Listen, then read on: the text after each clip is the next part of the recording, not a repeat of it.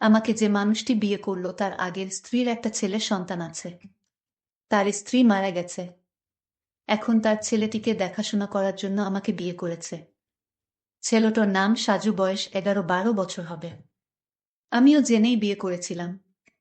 আমার স্বামী আমায় বিয়ে করেছিল তার কারণ তার ছেলে সাজুকে দেখাশোনা করার জন্য।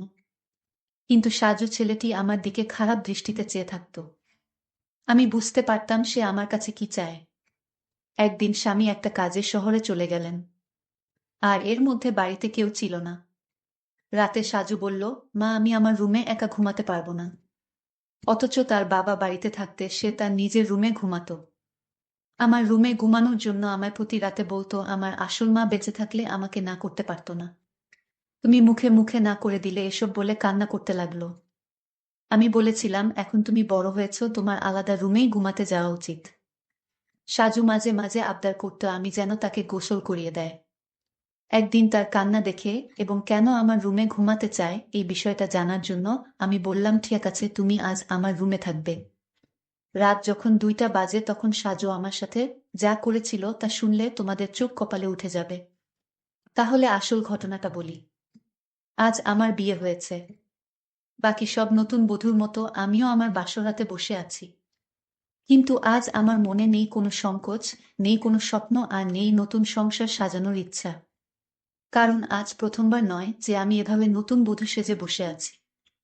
এর আগেও ছিল এরকম একটি রাত যে কারো জন্য এভাবেই বসেছিলাম। আজ হয়তো সব একই রকম, শুধু মানুষটি বদলে গেছে। হঠাৎ দরজা থেকে কারো আসার আওয়াজ শুনলাম। সে আর কেউ নয়, আমার নতুন স্বামী শাহজাহান। আমি উঠে সালাম করলাম। শাহজাহান বলল, সালাম করা লাগবে না, বরং আপনি বিছানায় যেয়ে শুয়ে পড়ুন, আমিও সোফায় শুয়ে পড়ি। সালমা বলল, না না, আপনি বিছানায় ঘুমান, আমি সোফায় থাকতে পারবো।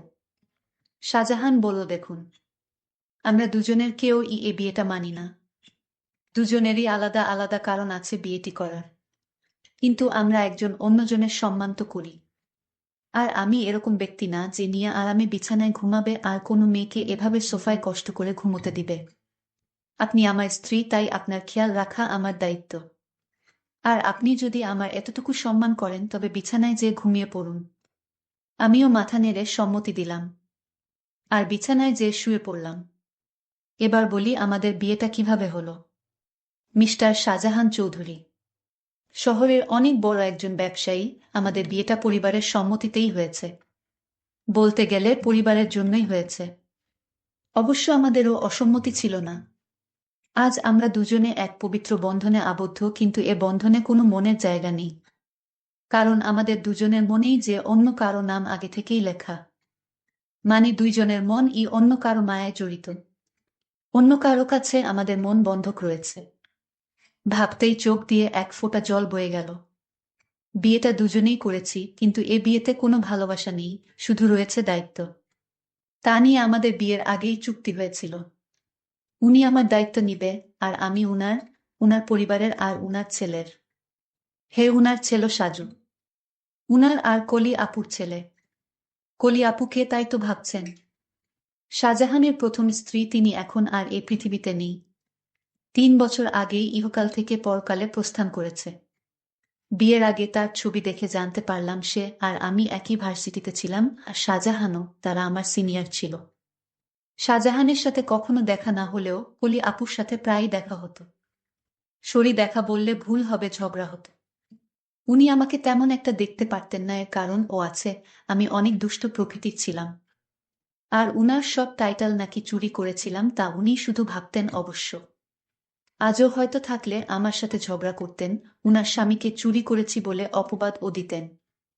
কিন্তু উনার স্বামীর উপর তো আমার কোনো অধিকারই নেই, কারণ আমি উনাকে নিজের স্বামীই মানতে পারিনি। বিয়েটা করেছি শুধু পরিবারের জন্যে আর আকলিনের জন্যে। সাজু এখন 11 বছরের ছেলে। ক্লাস 5-এ পড়ে, দেখতে একদম তার বাবার মতো। যেমন সুন্দর তেমনই মায়াবী দেখতে। বিশেষ করে তার চোখ দুটি। শাহজাহানের ভাবি থেকে শুনেছি শাহজাহানের চোখে নাকি অনেক মায়া, কিন্তু কখনোই তাকাইনি, কারণ এখন আর কারো মায়ায় পড়তে চাই না। একবার পরে অনেক কেঁদেছি, আর কাঁদার ইচ্ছা নেই, আর না কষ্ট সহ্য করার ক্ষমতা আছে। থাক, এসব বাদ দিয়ে এখন ঘুমিয়ে পড়ি। ঘুম থেকে উঠলাম সকালের আলো যখন চোখে এসে পড়ল।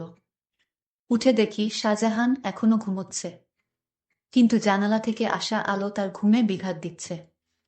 তাই পর্দা বন্ধ করে নিয়ে আসলাম, এসে রেডি হয়ে বাইরে চলে আসলাম। এসে দেখি আমার শাশুড়ি মা আর ভাবি আগে থেকেই উঠেছে। মা, আরে বৌমা, তুমি এত সকালে কেন? সালমা বলল, আসলে মা ঘুম ভেঙে গিয়েছিল তাই। ভাবি, তা ঠিক আছে, কিন্তু আমাদের নতুন বউ, না কোনো সাজ না কোনো গয়না। যাও পরে আসো। ভাবি, আসলে আমার সাজা পছন্দ না। ভাবি বলল, জানি, তাই তো গতকাল নিজের বিয়েতেও সাজনি। মা বলল, বিয়েটা কি তেমন ভাবে হয়েছে নাকি তোর দেবরের জন্য কিছুই করতে পারলাম না? ভাবি বলল, থাক মা, বাদ দেন। মা, আর আমাদের নতুন বউ তো এমনিতেই চাঁদের টুকরা, ওর সাজা গুজা লাগবে না। ভাবিস, আমি বুঝি সুন্দর না? মুখ গোমরা করে মা বলল, তুইও খুবই সুন্দর। কিন্তু মা জানো, আমি ছেলে হলে ঠিকই আমার দুই ভাবির প্রেমে পড়তাম। পিছন থেকে এসে মাকে এসে বলল, ভাবি বলতো ছোট ভাবির প্রেমে পড়তি। অবশ্য আমিও পড়তাম, আমার জালটা এতই সুন্দর। সবাই হাসাহাসি করতিসে। সালমা বলল, মা আমি আপনাদের জন্য চা বানিয়ে আনি। মা বলল, আরে না, তুই বস, আমরা সব করব। সালমা বলল, মা আমার ভালো লাগে না এমনি বসে থাকলে, মা কিন্তু। সালমা, প্লিজ মা। ভাবি বলল, আচ্ছা তাহলে আমি সাহায্য করি, আর সাথে অনেক গল্পও করব, কেমন? সালমা, আচ্ছা। সালমা চা বানালো, আর রানু ও ভাবির সাথে গল্প করল। আসলে গল্প করছিল না, শুধু শুনছিল। চা বানানো শেষে নিয়ে আসে। এসে দেখে মা, বাবা আর শাহজাহানের ভাইয়া বসে আছে। বসে বসে গল্প করছে। সবাইকে চা দিল। বাবা, বাহ, অনেক মজা হইছে, তোমার মার চায়ের থেকেও মজা হইছে। ইমন, হ্যাঁ, অনেক অনেক ভালো হইছে। রানুকে একটু চা বানানো শিখিয়ে দিয়ে। কি বানায় টেস্ট ই বুঝি না। রানু, কি এত বড় কথা, কাল থেকে 7 দিন তোমার চা বন্ধ? ইমন, নানা, আমি তো দুষ্টুমি করে বলছি। তুমি তো জানো আমি চা ছাড়া থাকতে পারি না। এভাবে সবাই চা খেয়ে নিলাম। তারপর আমি আমার স্বামীর রুমে গেলাম, গিয়ে দেখি অবাক কাণ্ড। শাহজাহানের ছেলে, অর্থাৎ আমার স্বামীর ছেলে তো আমারই ছেলে, সে তো বড় দুষ্টু হয়ে গেছে অল্প বয়সে। মনে হয় পেকে গেছে। গিয়ে দেখি একটা পুতুল হাতে নিয়ে বলছে, তুমি কবে আমার হবে মা? আমার কবে আমায় কাছে টেনে নিবে? আমি যে আর সইতে পারছি না মা। আমি অবাক হয়ে তার কথাগুলো শুনতে পেলাম।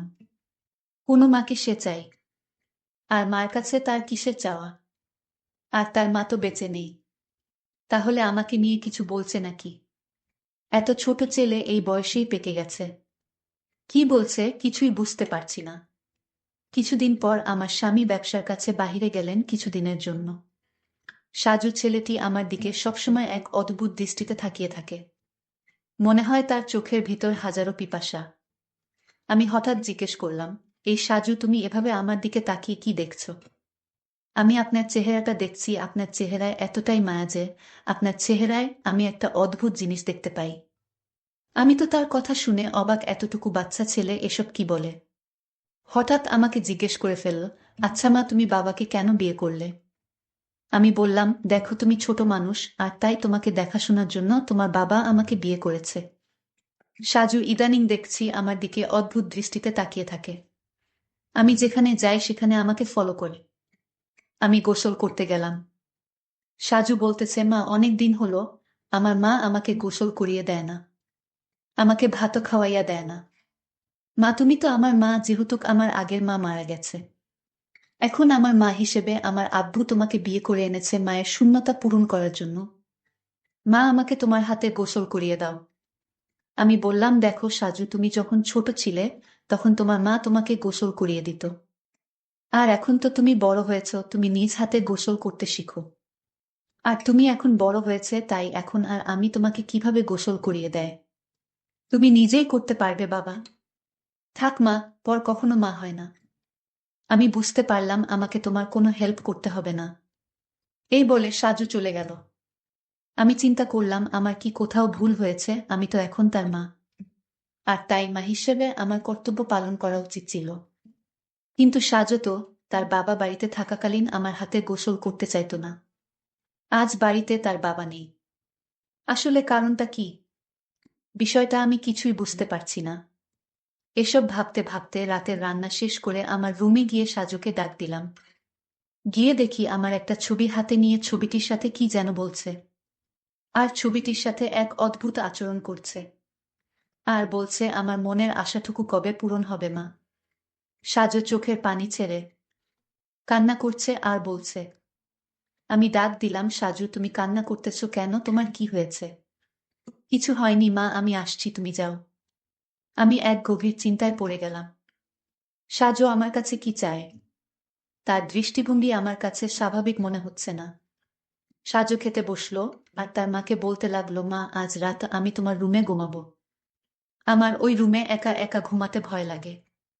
আমি বললাম, সাজু তুমি এখন বড় হয়েছ, তোমার ভয় পাবার কথা না। তুমি তোমার রুমে ঘুমাও, কিছু হবে না। সাজু আমার কথার জবাবে বলল, আরে মা, আমার আসল মা যদি বেঁচে থাকতো তাহলে এভাবে মুখে মুখে না করতে পারতো না। আমার সব ইচ্ছা আমার মা পূরণ করত। আচ্ছা সাজু, তোমার কাছে একটা প্রশ্ন, তোমার আব্বু যখন বাড়িতে ছিল তখন তুমি তো তোমার এসব আবদারের কথা বলতে না। এখন তোমার আব্বা বাড়িতে নেই আর এখন তোমার অনেক আবদারের কথা বলছো কেন বাবা? মা তুমি আমার কষ্ট বুঝবে না? আমি তো কিছুই বুঝি না, সব তুমিই বুঝো। এসব কথা বাদ দিয়ে এখন ঘুমাতে যাও, রাত অনেক হয়েছে। সাজু চোখের পানি ছেড়ে তার রুমে চলে গেলেন। আর আমি শুয়ে শুয়ে সাজুর আবদারের কথা ভাবতে লাগলাম। সাজু আমার রুমে ঘুমাতে চায়, তার নাকি নিজের রুমে থাকতে ভয় করে। আবার বলে তাকে গোসল করিয়ে দিতে। আমার ছবিটি হাতে নিয়ে ছবিটির সাথে গুনগুনিয়ে কি জানি বলে। না, আমি কিছুই ভাবতে পারছি না। এসব ভাবতে ভাবতে আমার কিছুতেই ঘুম আসছে না। হঠাৎ সাজুর রুমে একটা আওয়াজ শুনতে পেলাম। আমি জানালা দিয়ে উঁকি দিয়ে দেখি ছবিটি হাতে নিয়ে ছবির সাথে এক অন্য রকম আচরণ করছে, আর মাঝে মাঝে হাসছে আবার কান্নাও করতেছে। আমি এসব ভাবতে ভাবতে পাগলের মতো হয়ে গেলাম। কিছুতেই ঘুমাতে পারছিলাম না। কিন্তু হঠাৎ আমার মাথায় একটা বুদ্ধি এলো। আসলে সাজু আমার কাছে কি চায় তাই আমার জানতে হবে। তাই আমি সিদ্ধান্ত নিলাম, আমি আমার রুমে তাকে থাকতে দিব। আর আমি ঘুমাবো না, ঘুমের ভান করে থাকবো। তাহলেই বুঝতে পারবো আসলে সাজু আমার কাছে কি চায়, তা স্পষ্ট হয়ে যাবে। তারপর দিন আমি সাজুকে বললাম, সাজু আজ তোমাকে আমার নিজের হাতে খাবার খাইয়ে দিব। তুমি খাবে না? না মা, আমি তোমার হাতের খাবার খাবো না, কারণ তুমি আমার আবদার পূরণ করো না। ঠিক আছে বাবা, তোমার সব কথা রাখবো, তুমি এবার আমার হাতে রান্না করা খাবার খেয়ে নাও। সত্যি বলছো মা? হুম সত্যি, তিন সত্যি। এবার সাজু খুশি হয়ে সে আমার হাতের খাবার খেলো। ঠিক আছে বাবা, তাহলে তোমার আজকে তোমার রুমে থাকতে হবে না। তুমি আমার রুমে ঘুমাবে, কারণ আমি এখন বুঝতে পারছি ওই বড় রুমে থাকতে তোমার ভয় লাগে, তাই না? হুম্মা, তাহলে তুমি আমার কষ্টটুকু বুঝতে পেরেছ মা। তারপর সাজুর বাবার ফোন আসলো, সে ফোনে জানিয়ে দিল আমার আসতে আরো 2-4 দিন দেরি হবে। তুমি ছেলের প্রতি খেয়াল রেখো। আমি মনে মনে একটু খুশিই হইলাম, কারণ যদি আমার স্বামী এসে পড়তো তাহলে সাজু আমার কাছে কি চায় তা হাতে নাতে ধরতে পারতাম না। ভালোই হলো। তারপর রাতের খাবার খেয়ে সাজুকে ডাক দিলাম, সাজু তুমি আমার রুমে আসো। আজ তুমি আমার রুমে ঘুমাবে। শুধু আজ নয়, যতদিন তোমার বাবা আসবে না। ঠিক ততদিন পর্যন্ত, বুঝলে? লক্ষ্য করলাম সাজু অনেক খুশি হয়েছে। তারপর রাতে ডিনার করে আমি ঘুমের ভান করে শুয়ে রইলাম। এইদিকে সাজুও শুয়ে পড়ল। রাত যখন 3টা বাজে তখন দেখি সাজু ধীরে ধীরে বিছানা থেকে উঠে পড়ল। তারপর হাত দিয়ে সিউর হলো আমি ঘুমাইছি কিনা। তারপর ধীরে ধীরে আমার কাপড়ের আঁচলটা বের করল, কারণ কাপড়ের আঁচলে আমার ঘরের আলমারির চাবি ছিল। আমি যেন টের না পাই, আর তাই সে ধীরে ধীরে চাবিটা আঁচল থেকে তার হাতে নিয়ে নিল। তারপর আলমারিতে থাকা তার মায়ের স্বর্ণ গহনা ছিল, আর আলমারিটা খুলে সকল স্বর্ণ অলংকার সে একটা শপিং ব্যাগে নিয়ে নিল। ব্যাগটি তার রুমে নিয়ে রেখে আসলো। তারপর আঁচলে চাবিটা বেঁধে রেখে দিল। তারপর ঘুমিয়ে পড়ল। আমি ঘুম থেকে জেগে উঠি, এটা কি করলো? এতটুকু একটা ছেলের সাহস দেখে আমি অবাক হচ্ছি, সে সব স্বর্ণ অলংকার চুরি করলো। আর এই বয়সে তার এত স্বর্ণ বা টাকার দরকার কেন? আমি তাকে কিছুই বলিনি। সকালে উঠে সাজু বলল, মা তাড়াতাড়ি খাবার দাও, আজ একটু জলদি স্কুলে যেতে হবে। ঠিক আছে, আমি নাস্তা দিচ্ছি, নাও খেয়ে স্কুলে যাও। সে তাড়াহুড়া করে খাবার খেয়ে ব্যাগটি নিয়ে ঘর থেকে বের হতেই আমিও তার পিছু নিলাম। তারপর দেখলাম একটা স্বর্ণের দোকানে গিয়ে স্বর্ণগুলো বিক্রি করে দিল। তারপর এই টাকাগুলো নিয়ে কবরের চারপাশ বেড়া দেওয়ার জন্য কিছু সরঞ্জাম কিনল। আর সেই সরঞ্জাম নিয়ে গেল তার আসল মায়ের কবরের পাশে। আর মায়ের কবরের চারপাশে বেড়া দিয়ে কবরটাকে সুন্দর করে তুলল, যেন গুরু ছাগল যেতে না পারে। আমি সাজুর এই দৃশ্য দেখে অবাক হয়ে গেলাম। এতটুকুন একটা ছেলে মায়ের প্রতি কি ভালোবাসাই না দেখালো, কিন্তু চুরি করে কেন করল? পরে আমি সাজুকে বললাম, বাবা, আমি তোমার সব কার্যকলাপ দেখেছি, তুমি চুরি করলে কেন? মা, তুমি জানো এই গহন আমার মায়ের টাকা দিয়ে কিনা। আমার বাবা আমার মাকে অনেক কষ্ট দিয়েছে, আর তাই আমি আমার মায়ের সম্পদ বিক্রি করে মাকে দিয়ে আসলাম। ভালো করিনি মা। বাহ সাজু, তোমার মতো সন্তান যদি প্রতিটি ঘরে ঘরে থাকতো, তাহলে পৃথিবীটা অনেক সুন্দর হয়ে যেত। মায়ের প্রতি এমন ভালোবাসা দেখে আমি মুগ্ধ হলাম। সকল দর্শকদের উদ্দেশ্য করে বলতে চাই, যাদের মা বেঁচে আছে তাদের খেয়াল রেখো, তাহলে দুনিয়া আখিরাতে শান্তি পাবে, সফল হবে। বন্ধুরা, আজকের গল্পটি কেমন লাগলো তা কমেন্ট করে জানাবে। আর তোমরা কোন ধরনের গল্প পছন্দ করো তাও কমেন্ট করে জানাবে। সকলে ভালো থাকবেন, দেখা হবে নতুন কোনো ভিডিওতে। ধন্যবাদ।